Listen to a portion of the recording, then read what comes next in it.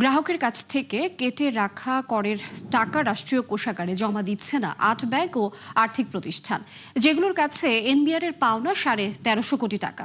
এর মধ্যে রয়েছে সদ্য একীভূত হওয়া ৩ প্রতিষ্ঠান ফার্স্ট সিকিউরিটি, এক্সিম ও ইউনিয়ন ব্যাংক। টাকা না দেওয়ার পেছনে আর্থিক সংকটকে অজুহাত হিসেবে দেখাচ্ছে প্রতিষ্ঠানগুলো। তবে বিশেষজ্ঞরা বলছেন পাওনা আদায়ে কঠোর হতে হবে এনবিআরকে। মইনুল হাসানের প্রতিবেদন। ব্যাংক ও আর্থিক প্রতিষ্ঠানে গ্রাহকের জমা রাখা আমানতের বিপরীতে মুনাফার একটু অংশ কেটে রাখা হয় উৎসে কর হিসেবে। পরে বিধি অনুযায়ী যা জমা দিতে হয় রাষ্ট্রীয় কোষাগারে। তবে ঢাকার করঞ্চল ১-এর আওতায় থাকা ৮ প্রতিষ্ঠান এই অর্থ সংগ্রহ করলেও তা জমা দিচ্ছে না এনবিআরকে, যেখানে অজুহাত হিসেবে দেখানো হচ্ছে চলমান সংকট।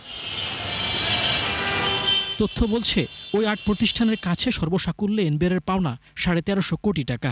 সবশেষ বছরের ডিসেম্বর পর্যন্ত বকেয়া পরিশোধ না করার তালিকায় শীর্ষে সদ্য একীভূত হওয়া ফার্স্ট সিকিউরিটি ইসলামী ব্যাংক ৬৩৬ কোটি টাকা।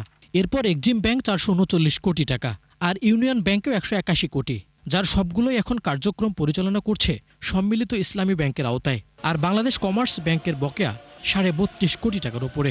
বিষয়টা আমার নলেজে দেয়নি এখনো, তবে আপনি বলছেন ভালোই হয়েছে, আমার জন্য থ্যাংক ইউ। আমি এটা একটু খোঁজ রাখবো।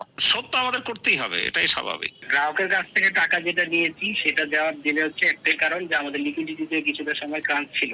যখন ৫ই আগস্টের পরে তখন তো ডিপোজিট গুলি অনেকে উত্তোলন করে নিয়ে গেছে না অনেক টাকা, সেই কারণে এটা ডিলে হয়েছে দেওয়ার জন্য। ব্যাংকের বাইরে বেশ কয়েকটি আর্থিক প্রতিষ্ঠানও জমা দিচ্ছে না কেটে রাখা উৎস করের টাকা, যার কয়েকটি বিলুপ্ত হওয়ার প্রক্রিয়ায়। ফলে এসব অর্থ আদায় নিয়ে রয়েছে আশঙ্কা। এর মধ্যে ফার্স্ট ফাইন্যান্সের কাছে প্রায় ৩৫ কোটি, বাংলাদেশ ফাইন্যান্সের কাছে ১২ কোটি, আভিবা ফাইন্যান্সের বকেয়া ১০.৫ কোটি টাকা।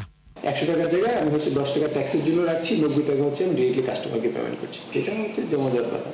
এখন জমা দিতে গেলে যেটা হচ্ছে আমার ইনএডিকুয়েট ক্যাশ ফ্লো হলে দেন আমি হচ্ছে প্রপারলি 100% হয়তো দিতে পারি না বা ইয়ে। এই হলো ফ্যাক্ট। তো ওইটা আমরা ট্যাক্স অফিসের সাথে নিয়মিতভাবে আলাপ আলোচনা করতেছি। বিশেষজ্ঞরা বলছেন গত ১.৫ দশকে আর্থিক খাতের দুর্বৃত্তায়নের প্রভাবে এমন সংকট। তবে অর্থ আদায়ে কঠোর হওয়ার পরামর্শ এনবিআরকে। বড় কারণ হলো এই দেয়ার সক্ষমতাটা তারা হারিয়ে ফেলেছে দুর্বৃত্তায়নের কারণে। এই সমস্ত ব্যাংক্রাফট প্রতিষ্ঠানগুলোকে তো আমরা একটা নিষ্পত্তির দিকে নিয়ে যাচ্ছি।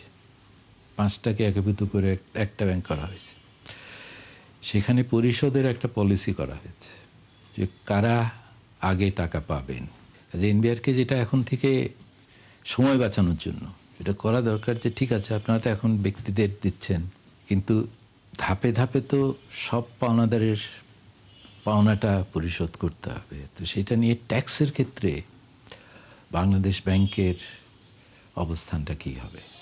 উৎসে কর না দেওয়ার তালিকায় আছে বেসরকারি ন্যাশনাল ও পদ্মা ব্যাংক সহ বেশ কিছু প্রতিষ্ঠান, যারা বাড়তি সময় চেয়ে চিঠি দিচ্ছে এনবিআরকে। মইনুল হাসান, ৭১, ঢাকা।